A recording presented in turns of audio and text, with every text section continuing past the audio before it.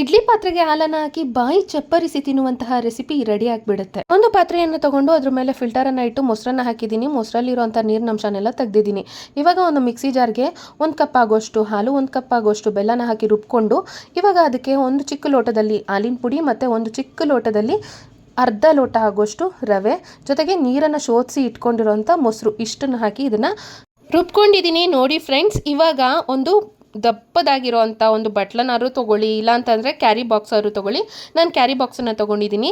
ಈ ಒಂದು ಮಿಶ್ರಣವನ್ನು ಬಾಕ್ಸಿಗೆ ಹಾಕಿ ಮೇಲೆ ಸ್ವಲ್ಪ ಏಲಕ್ಕಿ ಪುಡಿನ ಹಾಕಿ ಇಡ್ಲಿ ಪಾತ್ರೆಗೆ ನೀರನ್ನು ಹಾಕಿ ಒಂದು ಪ್ಲೇಟನ್ನು ಇಟ್ಟು ಅದ್ರ ಮೇಲೆ ಈ ರೀತಿ ಮುಚ್ಚಳವನ್ನು ಮುಚ್ಚಿರೋಂಥ ಬಾಕ್ಸನ್ನು ಇಟ್ಟು ಒಂದು ಅರ್ಧ ಗಂಟೆಗಳ ಕಾಲ ಚೆನ್ನಾಗಿ ಒಂದು ಮೀಡಿಯಂ ಫ್ಲೇಮ್ನಲ್ಲಿ ಬೇಯಿಸ್ಕೊಂಡಿದ್ದೀನಿ. ಇದು ಚೆನ್ನಾಗಿ ಬೆಂದಿದೆ. ಮೇಲೆ ಡ್ರೈ ಫ್ರೂಟ್ಸನ್ನು ಹಾಕಿ ಫ್ರಿಡ್ಜ್ನಲ್ಲಿ ಇಟ್ಟು ಅರ್ಧ ಗಂಟೆಗಳ ನಂತರ ತೆಗೆದು ಇದನ್ನು ತಿಂದರೆ ಸೇಮ್ ಗಿಣ್ಣಾಲನ್ನು ಬಳಸದೆ ಗಿಣ್ಣಿನ ರೆಸಿಪಿ ಮಾಡ್ದಂಗೆ ಆಗುತ್ತೆ. ಸೇಮ್ ಗಿಣ್ಣಿನ ರುಚಿ ಇರುತ್ತೆ.